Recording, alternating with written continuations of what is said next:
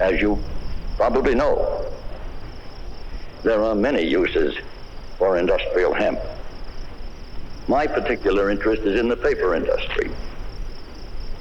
Industrial hemp is the strongest of all natural fibers, so it is an ideal fiber for paper making. Industrial hemp is a renewable resource producing fiber, seed, and oil. Hemp is a cash crop, grossing $500 to $800 per acre. As the government is looking at cutting down the federal subsidies for our farmers, we need to look at alternative crops that are going to help them out.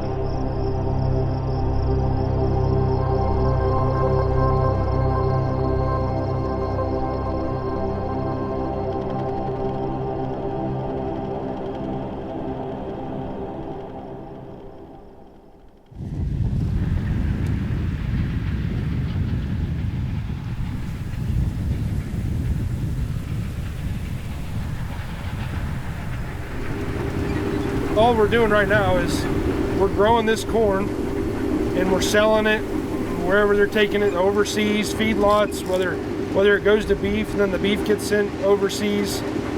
But we're pretty well just exchanging our water and putting it in crop form and selling it $1 for $1 or $1 for $1.01. Like, nobody's getting rich off raising corn. And at the end of the day, we're just depleting our resources and nobody's making hardly any money, and we're just kicking the can down the road for someday when our wells do dry up. Because every year, it don't matter, you talk to any farmer around here, wells continue to decrease in production. I'm 5th generation, my son and my nephews will be 6th generation. My great-great-grandpa homesteaded up here.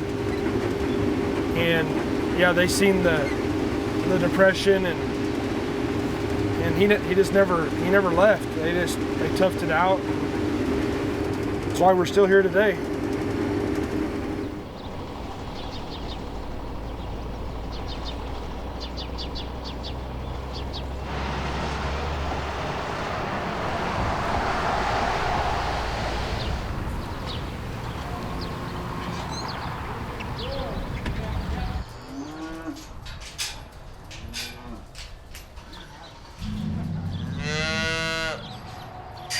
Bring like 6 or 7 at a time.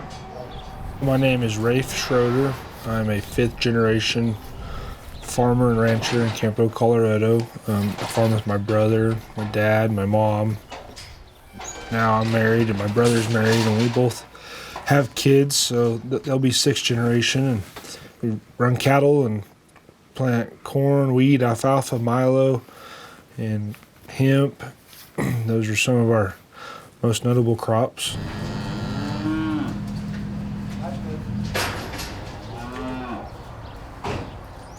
I wouldn't say we're huge, but we're not small. We're kind of right in that mid-sized family farm operation. Can't be small anymore and make it work. It takes so much equipment to make this work, and we have 3 families trying to live off our farm, so it takes a considerable amount of acreage to even make the operation work.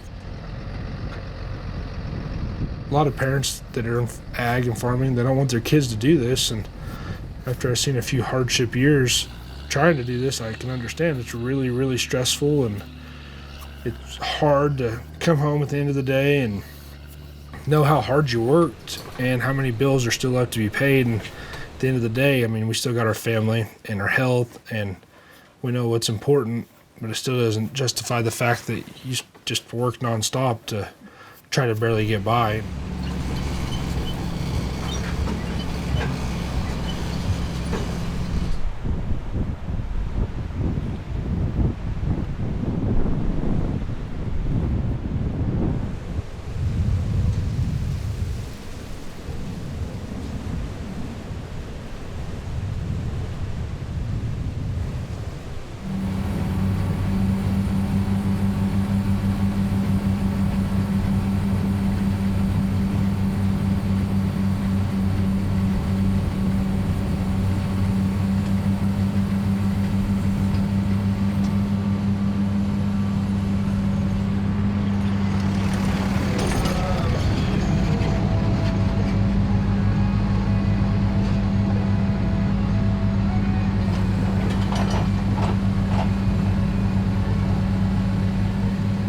That planter cost $170,000.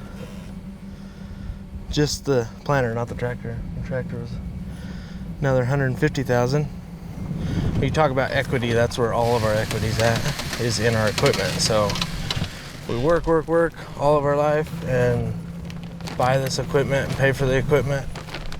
And then at the end of it, our life savings is the equipment or the land or whatever we worked for, and that's what we sell off. Or leave it with the kids so then they can start ahead and not behind like us. It's really hard to buy all the land, buy all the equipment, and operate it and farm it.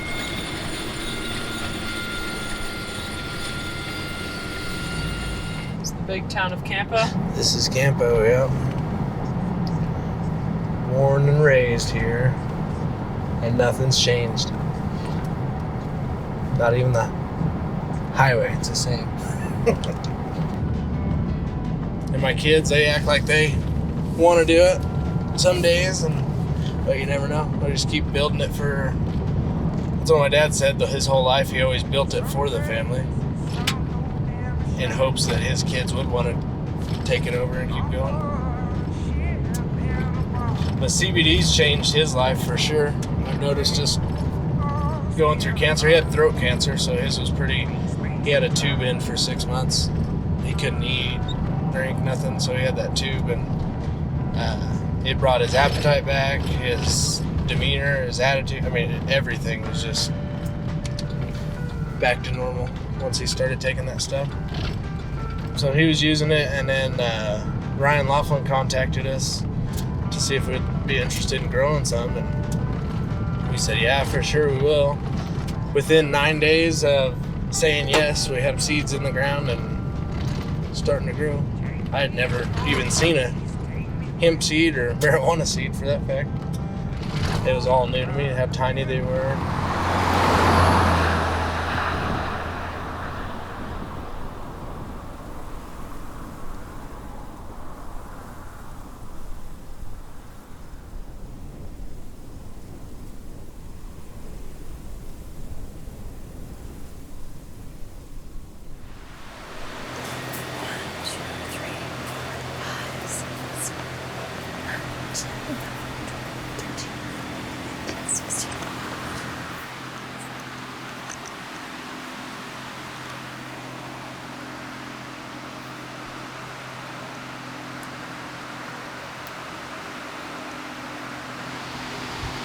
Or 600 down, many thousands to go.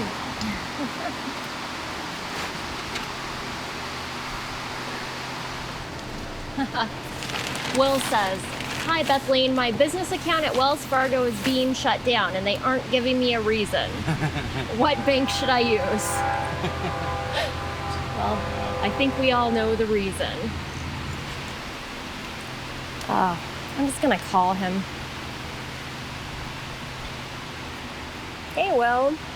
So, are you in... Well, we're planting 30,000 seedlings right now. It's super exciting. Yeah. So, are you in Colorado right now, or are you in Oregon? Oh, you're in California? Okay. Yeah. It doesn't matter. You're dead to them. So, move on.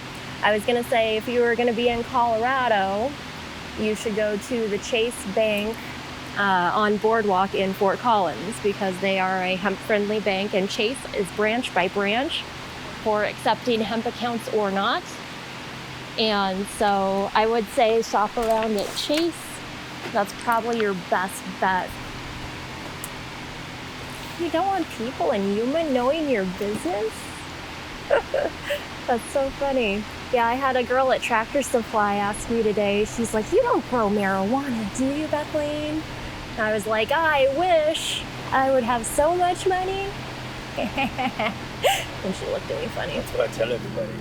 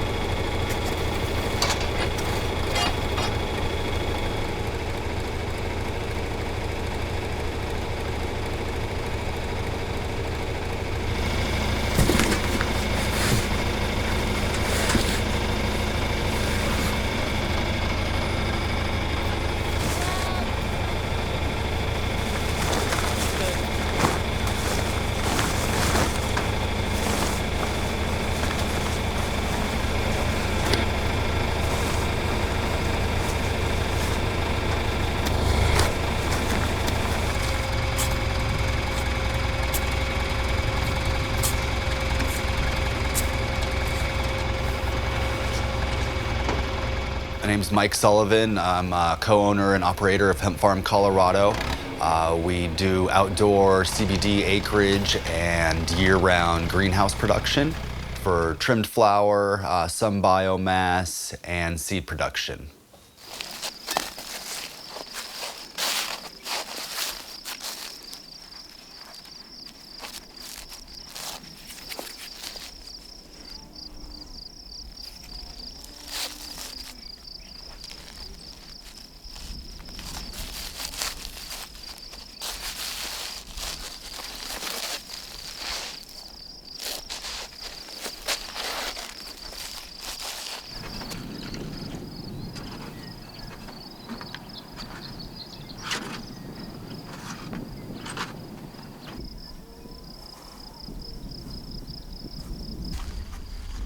I grew up in Yuma County. I'm actually a 5th generation ag producer here. Like what Mike said, we have indoor grow as well as field specializing in high CBD seed and also just high cannabinoid in general.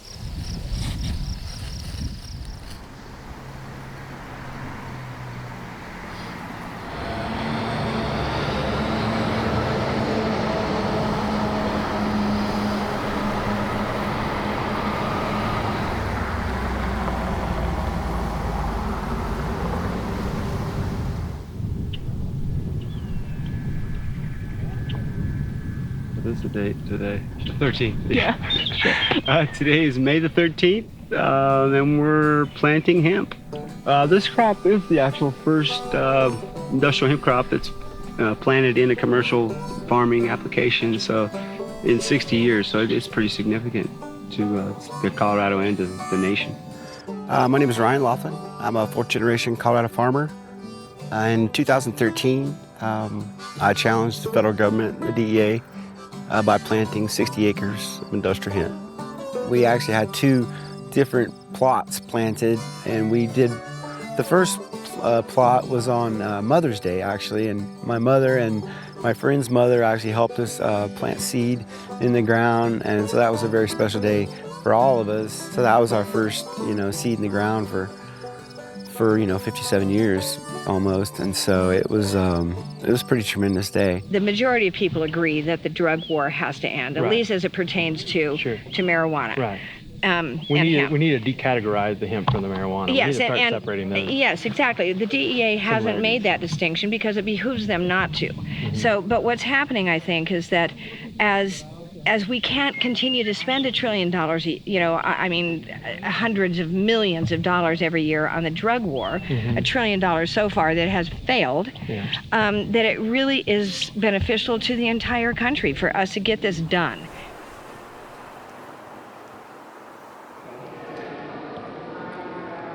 Well, what happened initially was that I was taking a class. I was still working as a Yellow Page salesperson in the day, and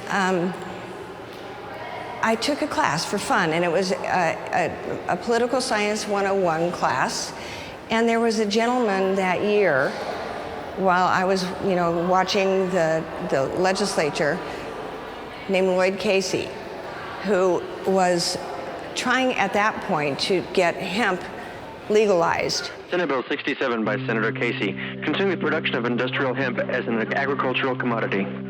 Would you please explain that, Senator Casey?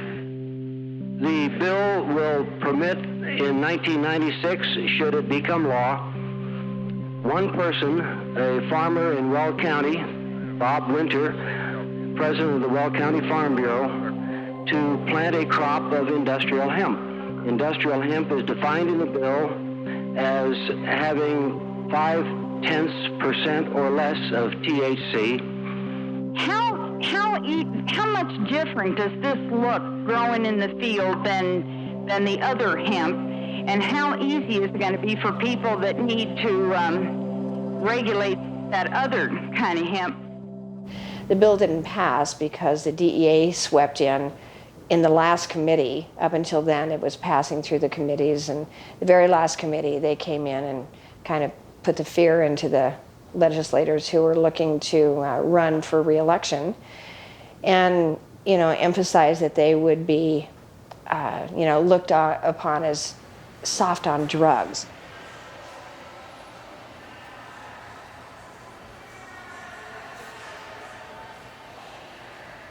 At the end of my career, when I retired, I gave myself about a year to relax after a very stressful job. And about a year later, I thought, okay, I'm ready. What do I want to do? And what do I care most about? And it was kind of it's like I wanted to go way inside and not try to think of something to do that had anything to do with what I'd done before.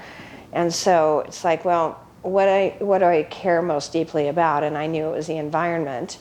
And so I thought, well, okay, how can I have the most impact besides my daily choices about paper, plastic, or whatever?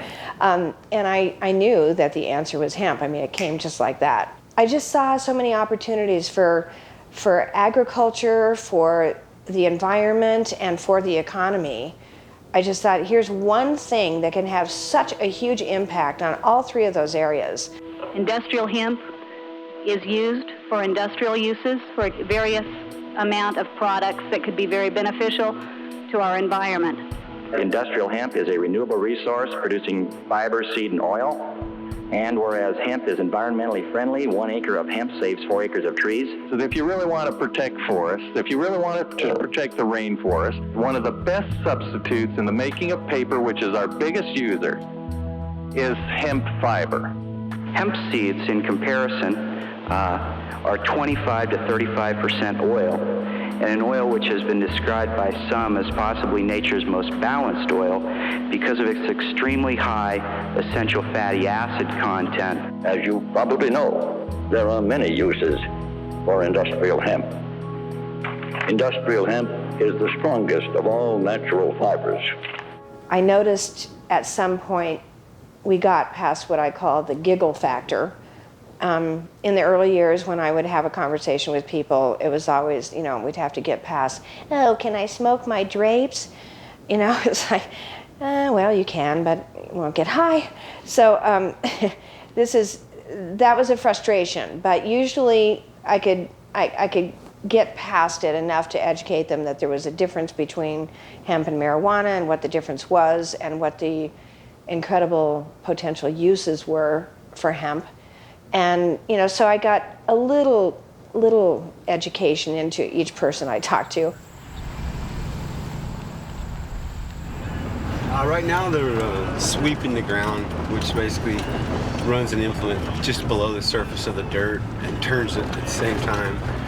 And then and it kills all the surface weeds.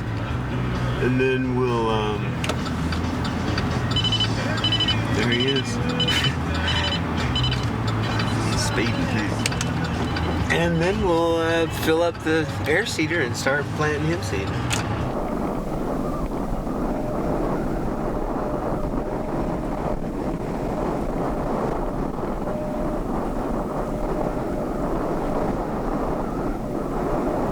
It's got to be blowing 30 miles an hour.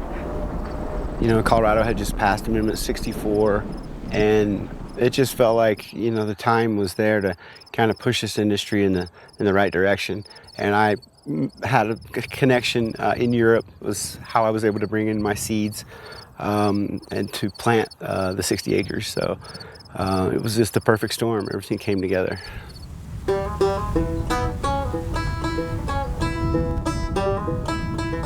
This is where all the industrial hemp will go here pretty quick. It's going to be 60 acres of 2 varieties, and yeah, it's the future of American farming. Well, when we was told what we was doing, it was kind of like, are you sure this is all okay and stuff? I don't really know. I'm kind of here to help, so It's kind of exciting. Yeah, it's pretty exciting. See if this little county we live in will take it or throw us away or whatever. It's kind of been a hush-hush deal. It's been real quiet. The only ones that know is just us few.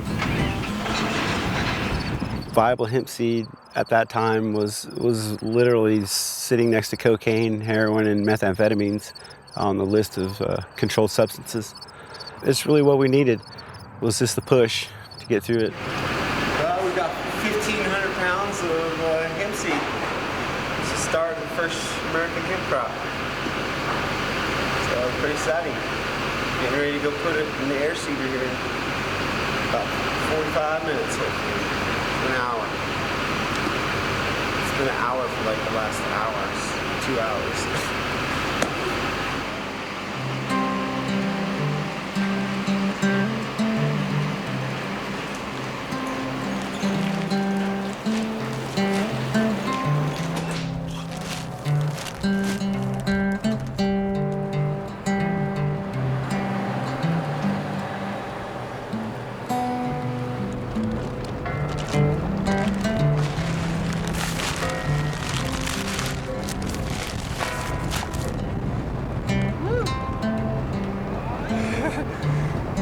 It's 500 pounds up the hill pretty quick. Woo. What? 500 pounds of love, baby. Hemp seeds, American hemp seeds. Woo.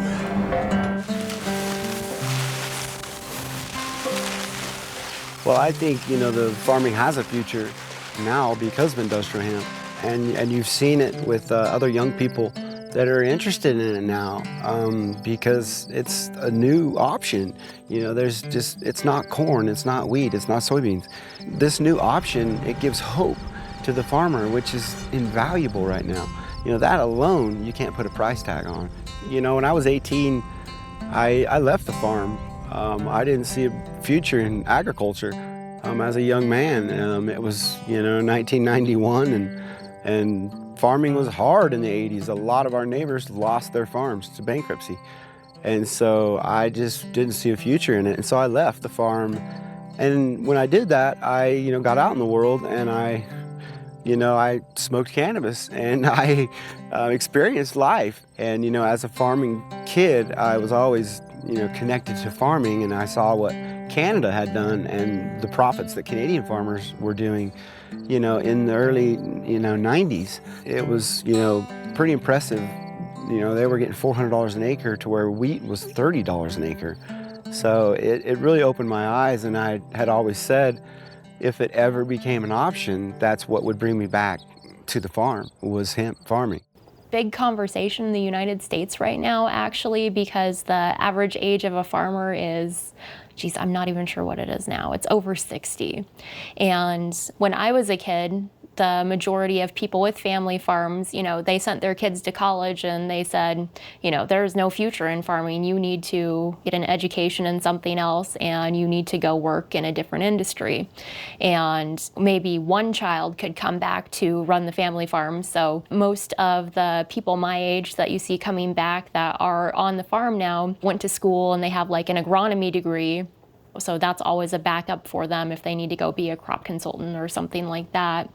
But the farms just don't make enough money, even at the size that they are these days, to support multiple families like they used to be able to do.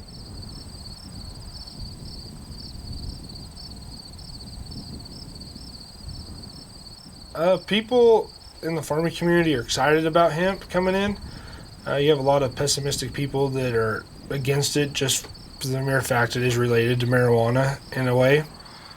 I can see the benefits for my family personally and people in my life that the CBDs help. So overall, I'd say more people are excited than aren't, but a lot of people they have a hard time with change too. So the book is still to be wrote on hemp, and there's no good book of saying this is how you do it, when you do it. Maybe in other countries, but the hemp crop has been so suppressed in the United States for years on end that there's not a lot of research done to tell the American farmer, hey, this is what you do when you do it. So, picture of Laura Creho.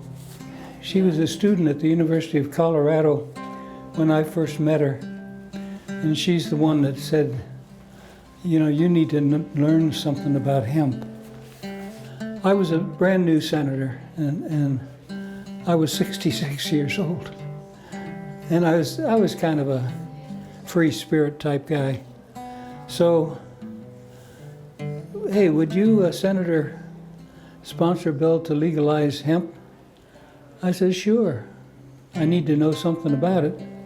So they set up a meeting, and Laura ran the meeting, and that's how I met her, and so she educated me.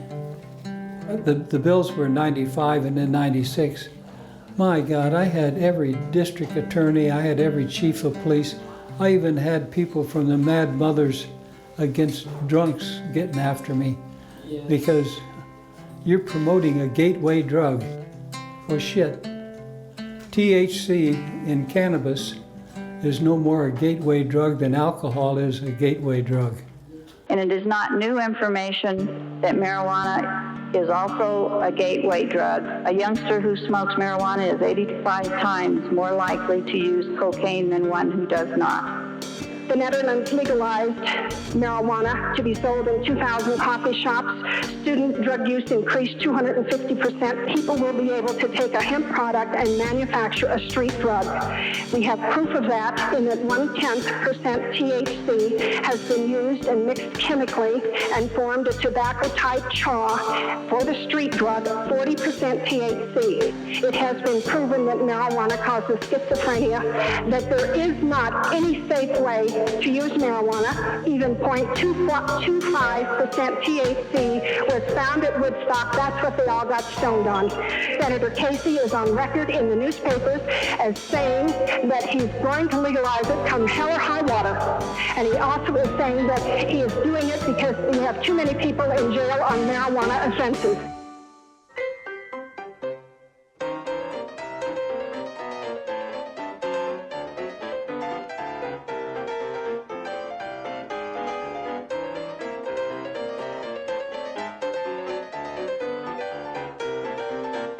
You know, it's just mind-blowing to me that industrial hemp, this non-psychoactive plant that can feed you, clothe you, and house you, was literally listed with the hardest drugs known to man and treated the same way.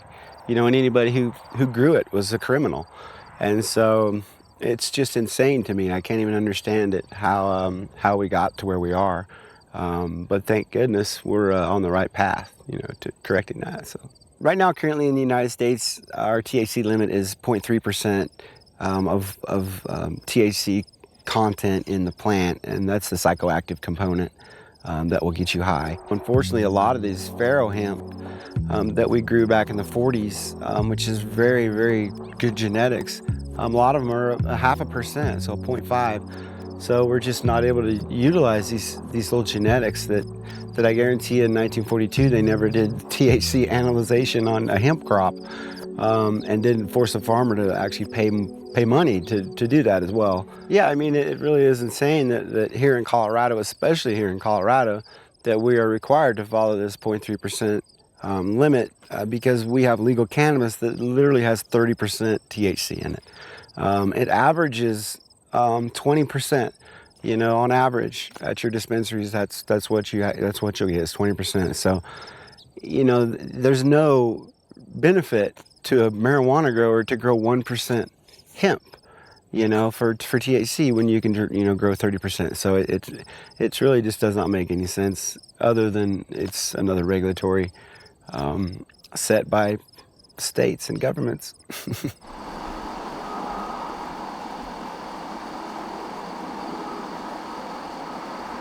So this is Greenhouse 1, and in it we're growing our most popular variety of trim flower. It's called the Golden Cherry, and it's a very nice producer.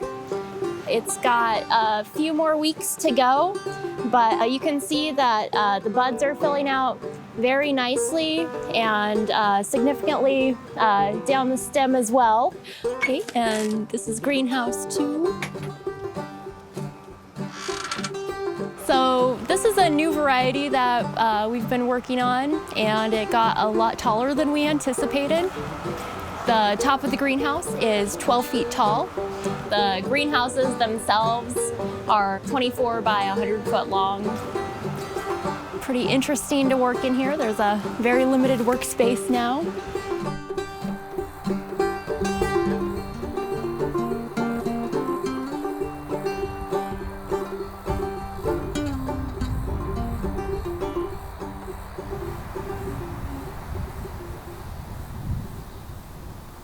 Last year on our irrigated circle, we used about 9 applied inches of water on our hemp.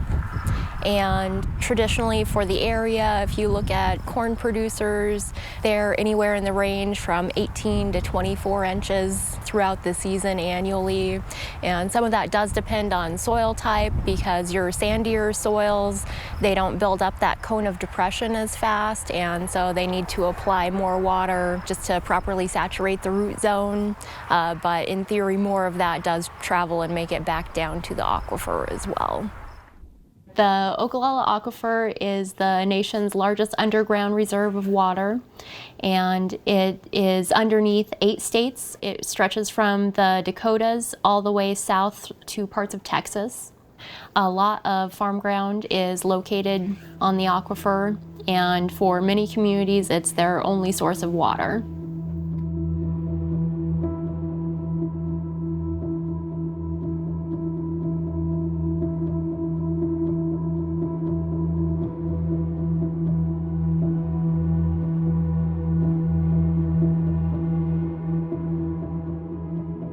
So part of the solution for what we do about the ongoing depletion of the Ogallala Aquifer is growing low water use crops. Corn is a high water use crop, and it's not valuable now like it used to be. You know, people are actually losing money on it, yet they're still growing it.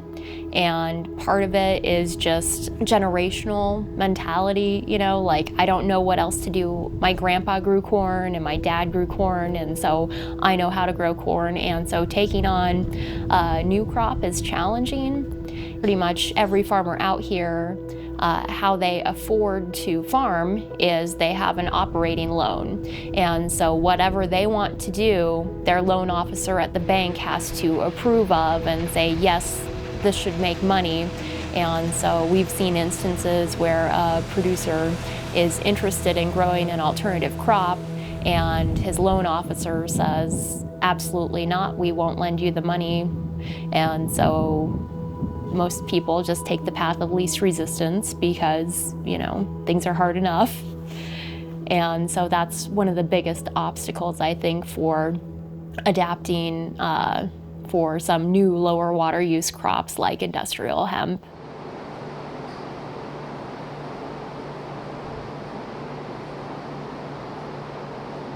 Never put your hands in the back here if it jams or anything like that. If you're gonna put your hands back here, unplug the machine first. And so they are variable speed controlled, but we do run them at 100%.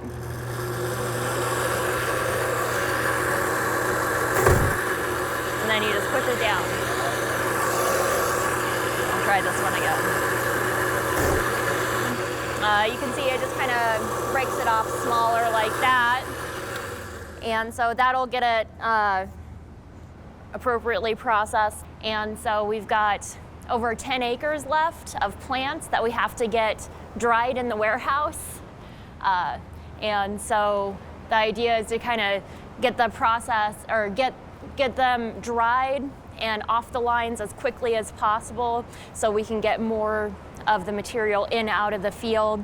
And we are a little bit concerned about the weather that's coming up as well, because if we have a hard freeze, it could really impact the quality, and we could, you know, lose acres worth of material. And so that's why we're just going to try to move it through as quickly as possible. All right, so we need to get this pile of hemp off the trailer so we can hook it up, and the field crew can start heading to the field to get the next load.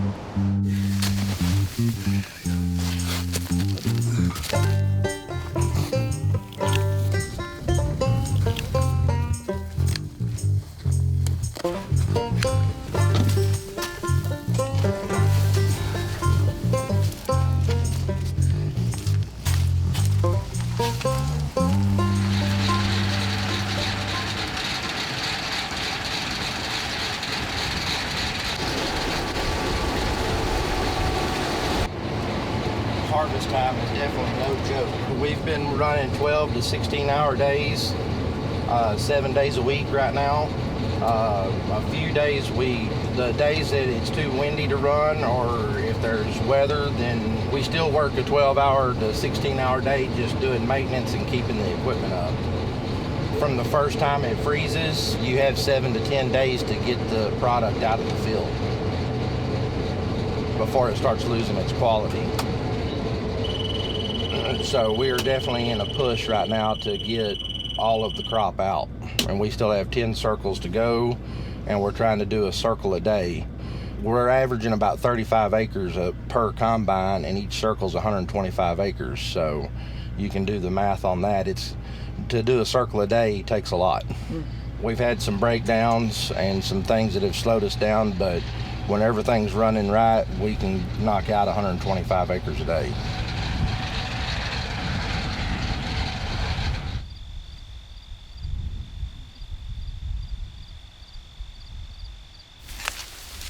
How about this one? Will you tip that one? Yep.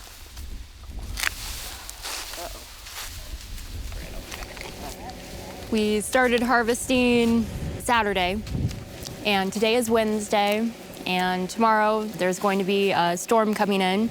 They say it's going to get about 15 degrees, and so the snow is not what our main concern is. It's just the cold temperature for a prolonged period of time, so it can really damage the plants, and so it will it may make them so we can't harvest them and do anything else with them, and everything that we don't get out of the field today and tomorrow morning will just be a total loss.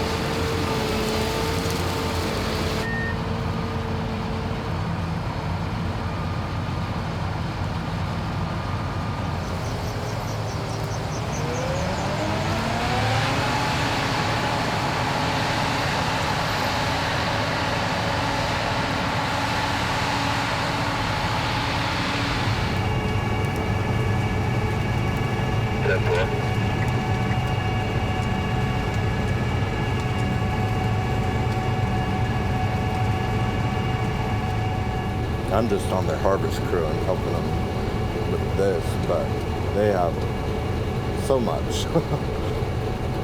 And it is hard. It's definitely hard. Long days and damn near every day. Or nights, I guess, whatever. We're a little over halfway done, but it's still, we're not done yet. Like, it's just a game. You just have to roll with the punches every day.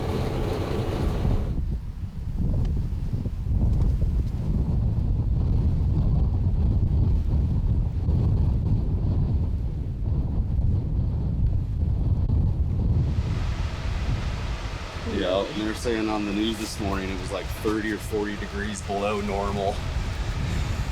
So that's pretty cold. Not very professional, but we didn't have our heater hooked up, our propane heater hooked up for the greenhouse. And then everything grew bigger than we thought, so we weren't able to get it hooked up, so making do. I just finally got this thing working. Pain in the ass to get it hooked up. But that should be enough heat, push the air through a little bit and keep them alive through the night. And then we have our greenhouse-wide heater for the other greenhouse, so it'll be all right. And you already went and like checked the field? How was that? We haven't checked the field yet, but it's gone. Yeah, the one out here, it's frozen. You can like touch the leaves and they just break off, so they've frozen. Yep. I think it'll still be okay for biomass, but not for anything else. How do you feel about that? It is what it is. It's not good. You work all season and then you get an early freeze, and we probably got like 20% of the field out, maybe 30% or something, but it is what it is. Not much you can do about that. Maybe there'll be some sort of insurance for a freeze. They have it for just about everything else, but maybe they'll have insurance for early freeze too. So at least you can get your cost back.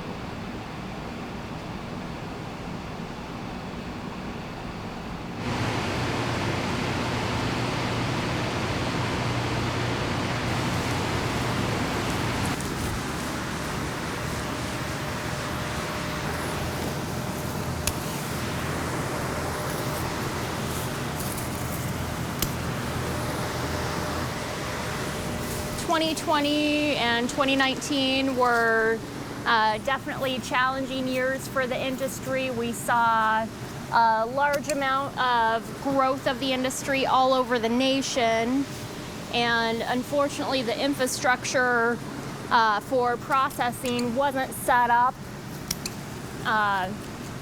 to take advantage of all of those acres grown, and so a lot of producers were unable to sell their harvest or portions of their harvest, and so it kind of left a sour taste for a lot of people.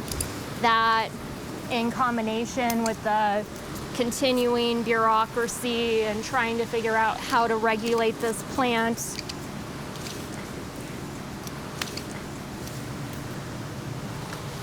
with hemp, to really open it up for wide-scale adoption, you've got to make it, you know, more like every other crop. And with all of these regulations right now that don't appear to be going away anytime soon, it's going to keep the amount of growers smaller. Not often the innovators are really the ones that make out in the end. It's, you know, the larger farms and larger corporations that, after, you know, you've been through all of the hard stuff and the rocky roads and you've paved the way, that they come in and they have the ability to just outperform you. And that's just, you know, being an innovator pretty much everywhere, every industry.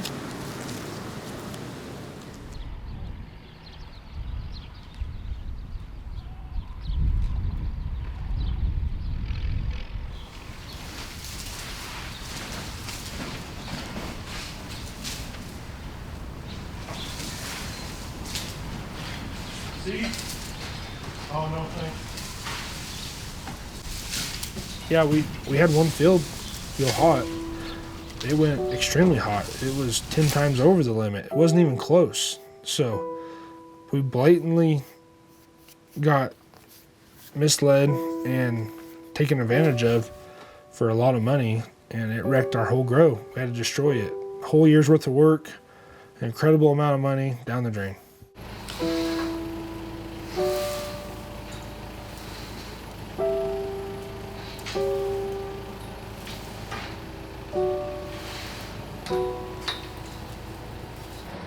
I don't feel like the farmers should be the test dummies, but I feel like that's what's happening right now.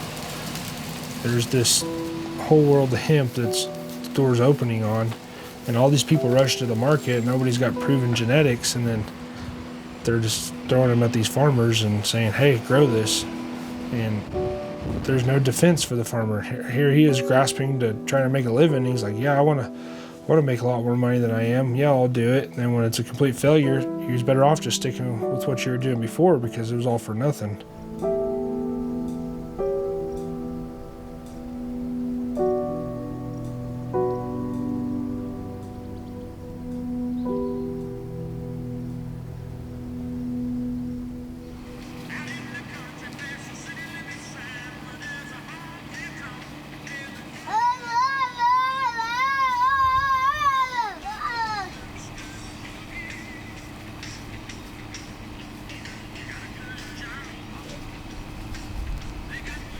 So I'm not going to say we're never going to grow hemp again, but if we do grow hemp again, we're going to be even more cautious than we were before. And the people wanting us to grow the hemp, they can take the risk, because we've proven that we'll take the risk. It's their turn.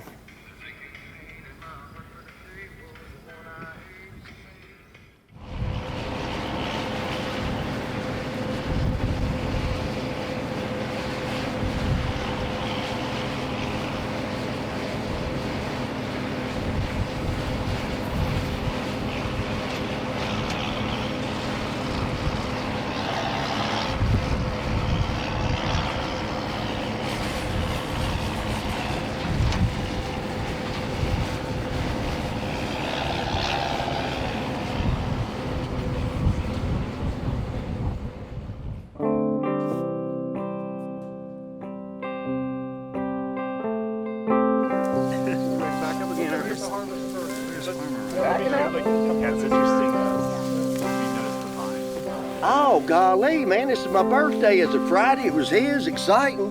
Man, I've been waiting 20-some years for this, you know.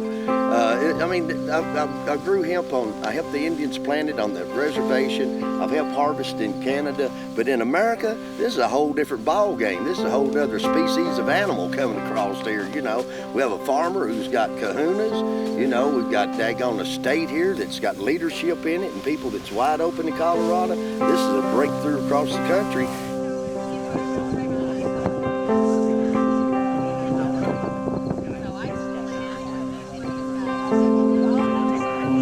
I got 2 strong hands, gonna make a better plan. Every man's a landlord. Every man is a landlord.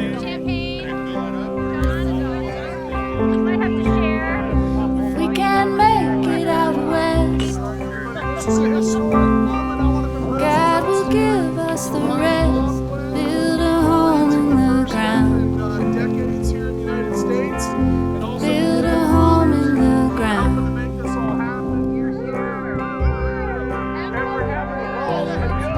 It often seemed like a lie. Prices kept going high. Maybe the hard times were through.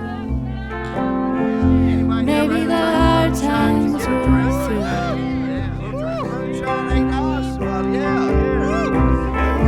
We were meant to see the sunrise. The earth shouldn't have filled the sky.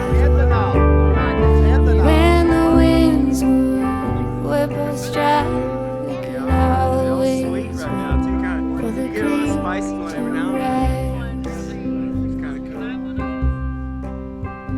We could always wait. We could always wait for the creek to rise.